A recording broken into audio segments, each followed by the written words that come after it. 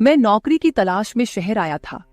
तभी मेरे दोस्त ने मुझे अपने घर रहने के लिए जिद की। उसने अपनी मां की देखभाल करने को कहा और खुद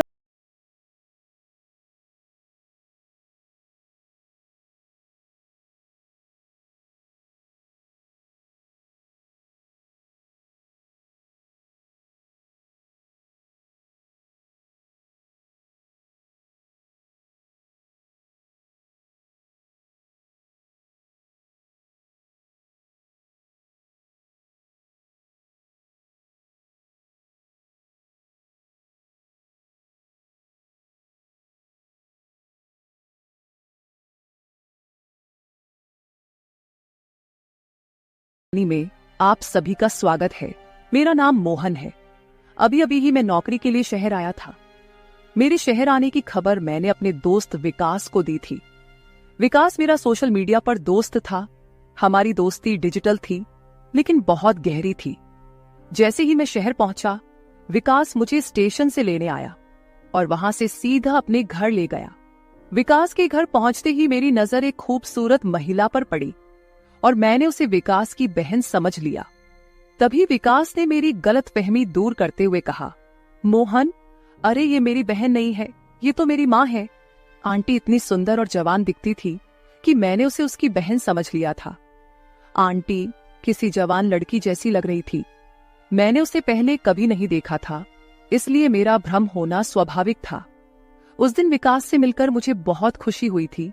दोपहर के खाने के बाद मैं वहां से निकलने लगा, क्योंकि मुझे अपने लिए रहने की व्यवस्था देखनी थी। मैंने कहा कि मुझे काम है और वहां से निकलने लगा। तभी विकास ने मुझे रोका।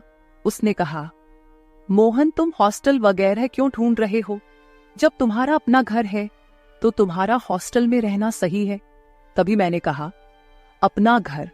इस पर विकास बोला, मेरे दोस्त, इतनी जल्दी तुमने मुझे पराया कर दिया? अरे मैं शहरी हो सकता हूँ, लेकिन मुझे भी दोस्ती निभानी आती है।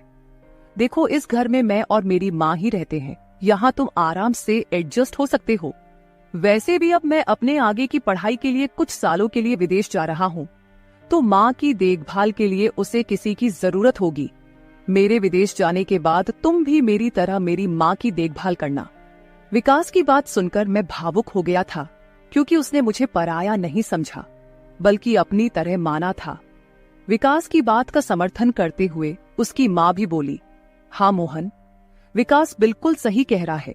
अगर मेरा विकास बेटा विदेश चला गया तो दूसरा बेटा मेरे पास नहीं रह सकता क्या? भगवान ने तुम्हें सही समय पर यहाँ भेजा है। इसका मतलब है कि भगवान की यही इच्छा थी कि तुम यहाँ मेरे साथ रहो। उनका आग्रह इतना बढ़ गया कि मैं उन्हें मना नहीं कर सका। 2 दिन बाद विकास विदेश जाने वाला था। उसके जाने के बाद मैं घर में आंटी के साथ अकेला रह गया। अपने घर की परिस्थिति को ध्यान में रखते हुए मैंने तुरंत नौकरी ढूंढ ली थी। 22 साल की उम्र में आगे की पढ़ाई करने का विचार मैंने छोड़ दिया था और पैसे कमाने के लिए नौकरी ज्वाइन कर ली थी। मेरे पास इतना पैसा नहीं था कि मैं आगे की पढ़ाई कर सकूं, इसलिए मैंने नौकरी करने का निर्णय लिया। शहर में मुझे एक ठीक ठाक नौकरी मिल गई थी। इसके विकृत विकास का भाग्य बहुत अच्छा था कि उसे 22 साल की उम्र में विदेश में पढ़ाई करने का मौका मिला।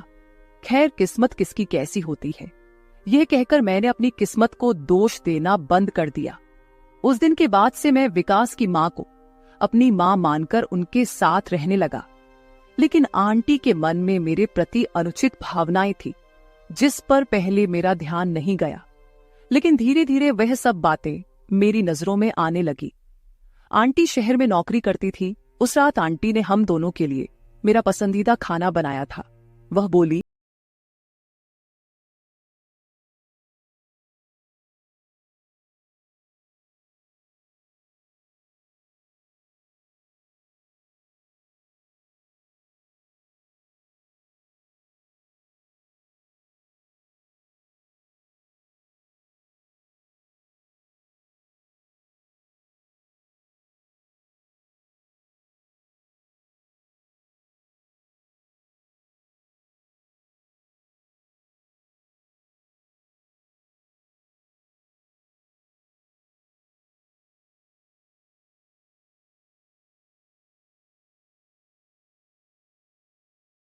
के कामों में मदद नहीं करता, उल्टा वह घर का सामान इधर उधर फैलाने में एक्सपर्ट है।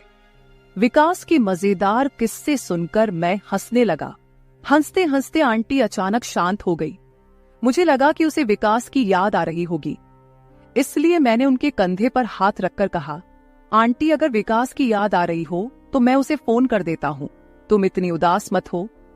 तब आंटी ने मेरे हाथ पर हाथ रखकर कहा, विकास हमेशा के लिए विदेश नहीं गया है, ये मुझे अच्छी तरह पता है। मुझे अब उसकी याद में शांत नहीं बैठना, बल्कि मैं अचानक तुम्हारे ख्यालों में खो गई थी। आगे वह बोली, मैं सोच रही थी कि तुम कितने परफेक्ट हो। अगर तुम बार बार मुझे इस तरह इम्प्रेस करते रहोगे तो फिर मेरा क्या होगा। तुम मुझे बार बार इस तरह से इम्प्रेस मत किया करो, नहीं तो फिर मुझे संभालना तुम्हारे लिए मुश्किल हो जाएगा। यह कहकर आंटी मेरे हाथ से प्लेट लेकर किचन में चली गई। कुछ समय तक मैं एक ही जगह पर इसी तरह खड़ा रहा। आंटी की बातें मेरे सर के ऊपर से गुजर गई थी। धीरे धीरे आंटी ने मेरे सामने अपनी सुंदरता का असर डालना शुरू कर दिया। वह हर रोज सुबह जल्दी उठकर योगा करती थी। जब मैंने उसे योगा करते देखा तो मुझे उसका जवान दिखने का राज समझ आया। एक दिन आंटी ने मुझे ऑफिस से जल्दी घर बुलाया था, क्योंकि उसे मार्केट में शॉपिंग के लिए जाना था और वह चाहती थी कि मैं उन्हें लेकर जाऊं। उस दिन मैं दोपहर में आधा दिन की छुट्टी लेकर घर आया। घर पहुंचने के बाद मैंने बार बार बैल बजाई, लेकिन अंदर से कोई आवाज नहीं आ रही थी। शायद बैल भी नहीं बज रही थी। तब मैंने अपने पास रखी दूसरी चाबी से दरवाजे का ताला खोला और अंदर चला गया। हॉल में मुझे कोई दिखाई नहीं दिया। तभी मुझे आंटी के कमरे से पानी की आवाज सुनाई दी। मुझे लगा कि शायद घर के किसी कमरे से पानी चल रहा होगा, क्योंकि मुझे जल्दी घर बुलाकर भी आंटी कहीं नजर नहीं आ रही थी। कौन जानता है कितनी देर से पानी बर्बाद हो रहा होगा और अब और पानी बर्बाद ना हो, इसलिए मैंने उस पानी की आवाज की दिशा में जाना शुरू कर दिया। उस पानी की आवाज का अंदाजा लगाते हुए मैं एक कमरे के पास पहुंचा, जहां बाथरूम से पानी की आवाज आ रही थी। मैंने दरवाजा खोलने के लिए हाथ बढ़ाया, तभी अंदर से दरवाजा खुला था। सामने मैंने आंटी को खड़ा देखा, जो पूरी तरह भीगी हुई थी। उनके चेहरे पर गीले बालों से पानी की छोटी छोटी धाराएं गिर रही थी। उसका वह मोहक रूप देखकर कुछ पल के लिए मैं वहीं खड़ा रह गया और उसकी ओर एकटक देखता रहा। आंटी की उस सुंदरता में इतना खो गया था कि मुझे होश ही नहीं रहा। जब मुझे दरवाजा बंद होने की आवाज सुनाई दी, तब मैं होश में आया। मुझे समझ में आया कि आंटी ने मुझे सामने देखकर फिर से बाथरूम के अंदर दरवाजा बंद कर लिया है।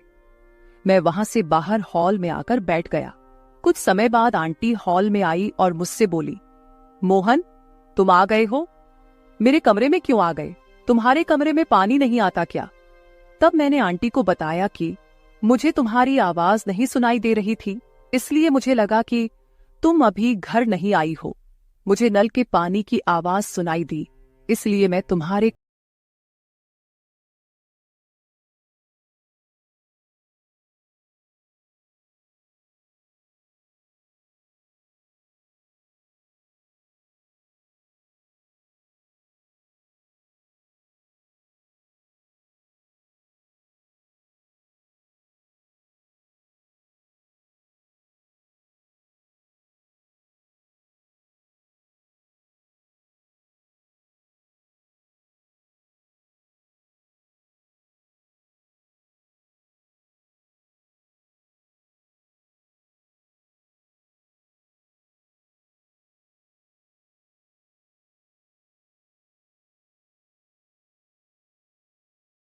कहा था।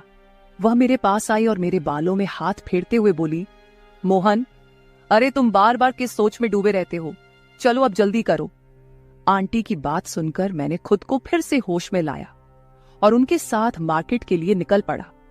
जैसे ही वह गाड़ी पर मेरे पीछे बैठी, उन्होंने अपने दोनों हाथ मेरे कंधों पर रख दिए। मार्केट में जहां भी उन्हें जाना था, मैं उन्हें वहां लेकर जा रहा था। घर लौटने के बाद आंटी ने मेरे चेहरे पर हाथ फेरते हुए कहा, तुम्हें परफेक्ट मैन का नाम पूरी तरह से सूट करता है, क्योंकि तुम सच में वैसे ही हो, बिल्कुल परफेक्ट। तुमने बिल्कुल भी शिकायत का मौका नहीं दिया। जहां जहां मुझे जाना था, तुम मुझे वहां लेकर गए। जिससे मेरी शॉपिंग जल्दी खत्म हो गई। नहीं तो तुम्हारा दोस्त विकास मुझे एक दुकान पर छोड़ देता है और बाकी जगहों पर मुझे पैदल जाना पड़ता है, जबकि वह गाड़ी में बैठा रहता है। लेकिन तुमने तो सारे बैग उठाए और मुझे हर जगह गाड़ी पर बिठाकर ले गए, जिससे कि मेरा काफी समय बच गया। इसके बाद आंटी ने मेरी पीठ थपथपा दी और मेरे गालों को प्यार से खींचा। यह सब बहुत सहजता से हुआ, लेकिन इसका मेरे मन पर गहरा असर होने लगा था। जिस तरह से उन्होंने मुझे शाबाशी दी, मैं उसी विचार में खोया एक जगह खड़ा रहा। इसी बीच आंटी सूट पहनकर मेरे सामने खड़ी हो गई और बोली, इसमें मैं कैसी लग रही हूं? मैंने कहा, इसमें तो आप बहुत सुंदर लग रही हो, बस ड्रेस थोड़ा ढीला है। मेरा ऐसा कहने पर आंटी बोली, शायद पीछे की रिबन मैंने बांधी ही नहीं है। मोहन, क्या तुम मेरी थोड़ी मदद करोगे रिबन बांधने में? और फिर मैं उनकी मदद करने लगा। जब मैं रिबन बांध रहा था, तब कपड़े के बाहरी तरफ से सही, लेकिन मेरा उसे छूना हो रहा था। मैं बिना एक शब्द आंटी के सारे काम कर रहा था। अगले दिन जब वह अपने ऑफिस जाने के लिए तैयार हुई, तो उसने नया सूट पहना हुआ था। जब वह अच्छे से तैयार होकर आई तो उनकी सुंदरता और भी ज्यादा निखर कर आ गई थी। उस दिन आंटी ने मुझसे कहा, कल तुमने दोपहर के वक्त मेरे लिए आधे दिन की छुट्टी ली थी, वैसे ही आज सुबह के कुछ घंटे आधे दिन की छुट्टी लो और मेरे साथ ऑफिस चलो। आंटी मुझे अपने ऑफिस क्यों ले जा रही थी, ये उसने ठीक से नहीं बताया था। जब हम ऑफिस पहुंचे और उनके फ्लोर पर एंट्री की, तो उन्होंने मेरा हाथ पकड़ लिया। आंटी का यह अजीब व्यवहार मुझे समझ नहीं आया था। उनके ऑफिस में कई कर्मचारी हमें अलग अलग नजरों से देख रहे थे। आंटी दिखने में इतनी बूढ़ी भी नहीं थी, लेकिन वह मुझे अपने ऑफिस क्यों लेकर गई थी, ये मुझे समझ नहीं आ रहा था। वह मुझे सिर्फ अपने फ्लोर पर नहीं, बल्कि अपने बॉस के केबिन में भी ले गई। उनके बॉस हमें अजीब नजरों से देख रहे थे। आंटी ने बॉस से मेरी पहचान कराते हुए कहा, यह मेरा मोहन है। ऐसा कहकर उन्होंने मेरा परिचय दिया। किसी लड़के का परिचय ऐसे कौन कराता है भला?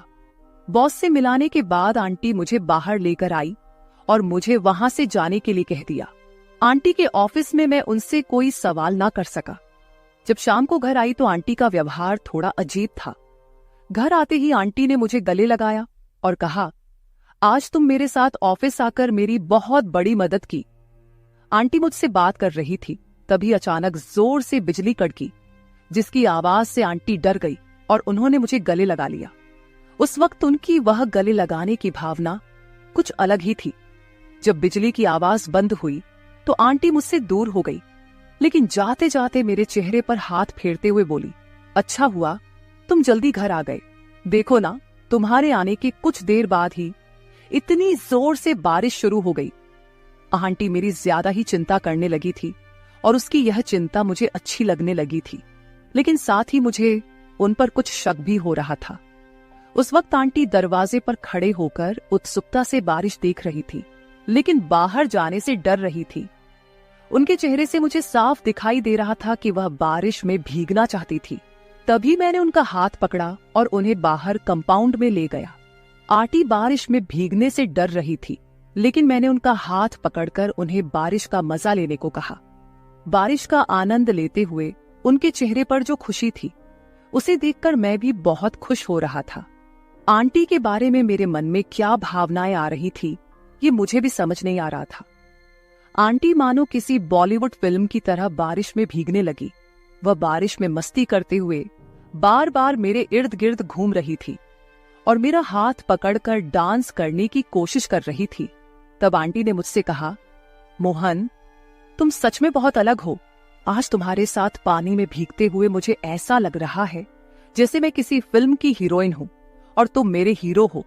आंटी ने यह सब बातें बड़ी सहजता से कह दी, लेकिन मेरे मन पर इसका असर कुछ अलग ही तरह होने लगा था। घर में घुसते ही आंटी मेरे लिए तौलिया लेकर आई और अपने हाथों से मेरे बाल पोंछने लगी। तभी हमारी नजरें मिली और आंटी मुझे बड़े ही प्यार से देख रही थी। आंटी ने कहा, मोहन, जिस तरह से तुम मेरे साथ बातें करते हो, वह विकास ने कभी नहीं की। वह तो हमेशा अपने पढ़ाई में व्यस्त रहता था। वह बोल ही रही थी, तभी मैंने उनसे पूछा, आंटी, तुमने अपने बॉस से मेरी पहचान मेरा मोहन कहकर क्यों करवाई थी? इसका मतलब क्या है? ये सुनते ही आंटी एकदम से चौंक गई और वहां से चली गई। लेकिन रात को सोने के समय आंटी ने मुझे अपने कमरे में बुलाया। वह बोली, आज मुझे बहुत डर लग रहा है, क्या तुम आज मेरे कमरे में सो सकते हो? मदद के तौर पर मैं आंटी के कमरे में सोने के लिए तैयार हो गया। उस रात आंटी के कमरे में सोते वक्त मुझे बार बार ऐसा लग रहा था जैसे कोई हमारे कमरे की जासूसी कर रहा हो। मेरी नजरें कभी दरवाजे पर तो कभी खिड़की पर जा रही थी। सोने से पहले मैंने आंटी की तरफ देखा तो वह मुझे देख रही थी। आंटी ने कहा, मोहन तुम अभी तक सोए नहीं। मैंने जवाब दिया, मुझे ऐसा लग रहा है कि कोई इस कमरे की जासूसी कर रहा है। इस पर आंटी ने कहा, मुझे भी तब से ऐसा ही लग रहा है, इसलिए मैं भी नहीं सो पाई, शायद यह हमारा भ्रम हो। ये कहकर आंटी ने मुझ पर हाथ रखकर सोने की कोशिश की। कुछ समय बाद ही अचानक कमरे की लाइट जल गई और किसी ने मां की आवाज लगाई। इस आवाज से मेरी और आंटी की नींद खुल गई। उठकर देखा तो विकास सामने खड़ा था। वह हमें देख रहा था और अपनी मां से बोला, मां तुम यह क्या कर रही हो? मोहन मेरा दोस्त है, इस तरह की बातें तुम्हें शोभा नहीं देती। मुझे तो अब तुम्हें मां कहने में भी शर्म आ रही है। मैंने विकास से कहा, विकास तुम बेवजह ऐसा मत सोचो, आंटी को डर लग रहा था, इसलिए उन्होंने मुझे अपने कमरे में सोने के लिए बुलाया था। लेकिन जिस तरह से आंटी ने मुझ पर हाथ रखा था, उसे देखकर किसी को भी गलतफहमी हो सकती थी। विकास अपनी मां पर अनुचित बातें कहने लगा। उसे सुनकर ऐसा लग रहा था कि वह अचानक घर नहीं आया था, बल्कि यह उसका कोई प्लान था। मैंने विकास से कहा, विकास इस छोटी सी बात पर तुम आंटी पर ऐसे आरोप कैसे लगा सकते हो? तुम जरूर किसी और गुस्से का इजहार कर रहे हो। और मुझे यह बताओ, तुम तो विदेश गए थे, फिर अचानक घर कैसे आ गए? इस पर विकास ने कहा, मैं विदेश नहीं जा सका क्योंकि मेरी मां के पास इतने पैसे नहीं थे। मां से पैसे का इंतजाम नहीं हो पाया, इसलिए मैं अपने चाचा से कुछ पैसे लेने गया था। मैंने मां को यह नहीं बताया था कि मैं चाचा के पास गया हूं। उस दिन जब मैं चाचा के पास पैसे लेने गया तो उन्होंने मुझे मां के बारे में कुछ बातें बताई जिन पर मैंने पहले ध्यान नहीं दिया था। मेरे चाचा ने मुझे बताया कि हमने कई बार तुम्हारी मां को किसी गैर मर्द के साथ घूमते फिरते देखा है। मैंने उनकी बातों पर यकीन किया क्योंकि उनके कहने पर शक न करने की कोई वजह नहीं थी। मेरे पिताजी के ना होते हुए भी मां इतनी सजी धजी रहती थी, लेकिन ये किसके लिए, इस पर मैंने कभी ध्यान नहीं दिया था। उस दिन चाचा ने मेरी आंखें खोल दी, तभी मैंने प्लान बनाया कि मैं मां पर नजर रखूंगा। उस दौरान तुम भी शहर आने वाले थे। मेरे प्लान के अनुसार मैंने कहा कि मैं विदेश जा रहा हूं और तुमसे मां के साथ रहने की जिद की। मुझे पता था कि मेरी मां का बुरा असर तुम पर भी पड़ने लगेगा। तुम दोनों के बीच जो चल रहा था वह मुझे समझ आ गया। मोहन, मैं तुमसे इसका दोषी नहीं मानता, असली गलती मेरी मां की है। इसकी नीयत खराब है, तुम तो बस उसकी बातों में आ गए होगे। जब विकास शांत हुआ, फिर मैंने उससे कहा, तुमने अपनी मां पर आरोप लगाया, अब खुश हो गए, अब बोलो, और कुछ बाकी है?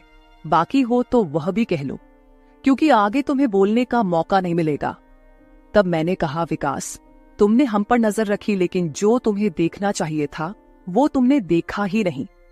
वो मुझे अपने ऑफिस इसलिए ले गई थी क्योंकि उसका नया बॉस उस पर नजर रख रहा था और उसके सामने यह दिखाना था कि वह अकेली नहीं है, उसके साथ उसका जवान बेटा भी है। बॉस को बेटे का डर दिखाने के लिए वह मुझे ऑफिस ले गई थी, और अभी भी जब वह मुझ पर हाथ रखकर सो रही थी तो ऐसा इसलिए क्योंकि वह मेरे और तुम्हारे बीच कोई फर्क नहीं करती। अगर तुम दूसरों की बातें सुनने के बजाय